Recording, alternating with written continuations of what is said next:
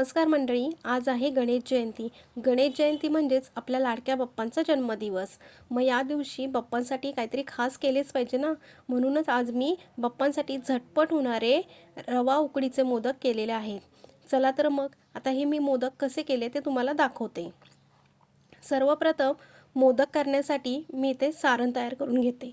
आता सारण तयार करण्यासाठी मी इथे एक पॅन घेतलेला आहे आणि पॅनमध्ये बारीक चिरून घेतलेला गूळ टाकून त्यामध्ये थोडंसं पाणी टाकून गूळ छान वितळून घेणार आहे. मंडळी, गूळ हा चमच्याच्या साहाय्याने सतत हलवत राहा, म्हणजे तो खाली पॅनला लागणार नाही. तुम्ही बघू शकता मंडळी, गूळ आपला पूर्णपणे वितळलेला आहे. आता याच्यामध्ये खोवलेलं ओलं खोबरं टाकून ते गुळामध्ये एकजीव करून घेऊया.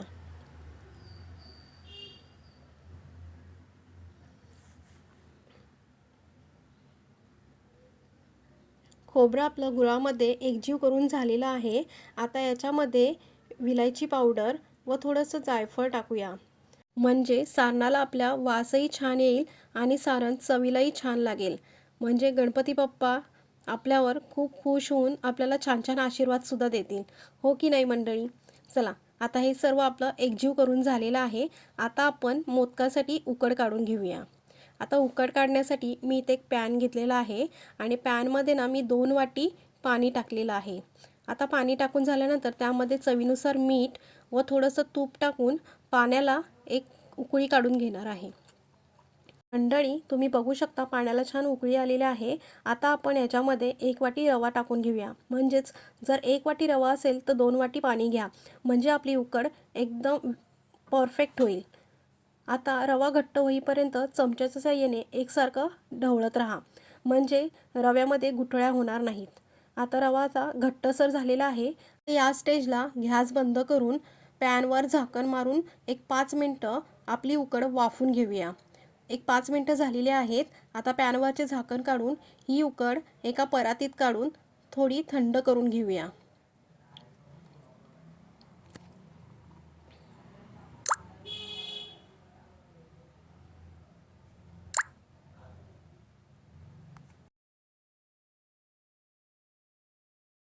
उकड थंड झालेली आहे.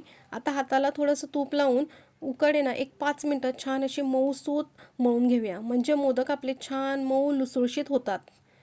तुम्ही बघू शकता मंडळी, उकड आपली छान मळून झालेली आहे. मोदक करताना पीठ हाताला चिटकू नये म्हणून इथे ना मी साईडला थोडंसं तांदळाचं सुकं पीठ घेणार आहे. आता मळलेल्या पिठाचा एक गोळा घेऊन त्याला हाताने गोल गोल करून त्याला पेढ्यासारखा आकार देऊन घेऊया.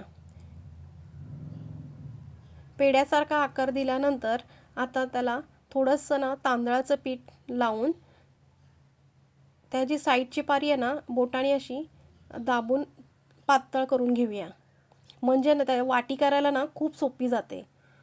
आता बघा, साईडची पारी ना पातळ करून घेतलेली आहे. आता थोडंसं ना पीठ लावून आहे ना मस्त दोन्ही अंगठे ना मध्ये ठेवून आता मोदकासाठी वाटी वळून घेऊया. बऱ्याच जणांना मोदकाची वाटी तयार करता येत नाही, पण जर तुम्ही ही पद्धत जर वापरली ना तर तुम्हाला वाटी करायला नक्की जमेल. तुम्ही बघू शकता मंडळी, आपली एकसारखी अशी वाटी तयार झालेली आहे. आता ना ह्याच्यामध्ये आपण सारण भरून घेऊया आणि ना त्याच्या कळ्या पाडून घेऊया. आता बघा, कळ्या बघा मी कशा पाडलेल्या आहेत.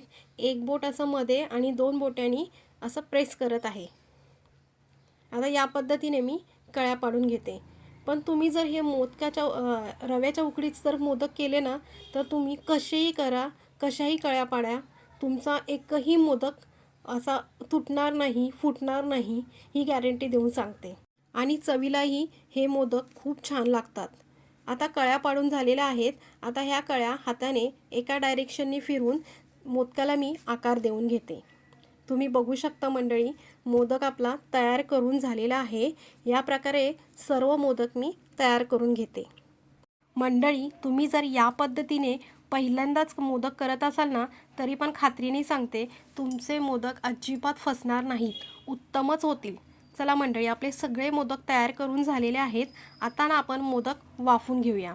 आता मोदक वाफवण्यासाठी मी इथे एक टोप घेतले आहे.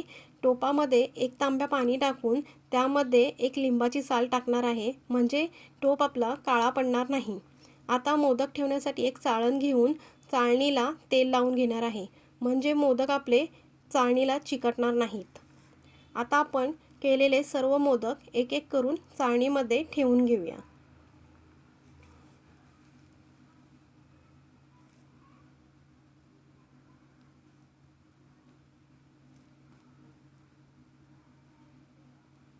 मोदक आपले सर्व ठेवून झालेले आहेत.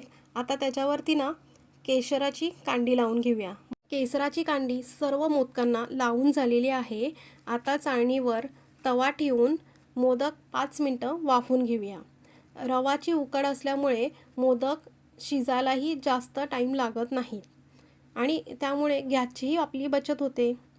तुम्ही बघू शकता मंडळी, मोदक आपले छान वाफवून झालेले आहेत आणि केसराच्या कांडीमुळे मोदक दिसायला काय सुंदर दिसत आहेत. आता हे सर्व मोदक मी एका प्लेटमध्ये तुम्हाला काढून दाखवते. बघा, खाली चाळणीला तेल लावल्यामुळे मोदक पण आपला एकही चिटकलेला नाही आहे. तांदळाच्या उकडीपेक्षा हे रव्याचे उकडीचे मोदक करायला आहे ना खूप सोपे आहेत आणि झटपटही होतात आणि आपला वेळही वाचतो. त्यामुळे ना मंडळी, तुम्ही एकदा तरी हे मोदक नक्की ट्राय करून बघा. आणि तुम्हाला जर ही माझी मोदकाची रेसिपी आवडली असेल ना, तर प्लीज चॅनलला लाईक, शेअर आणि सबस्क्राईब करायला विसरू नका.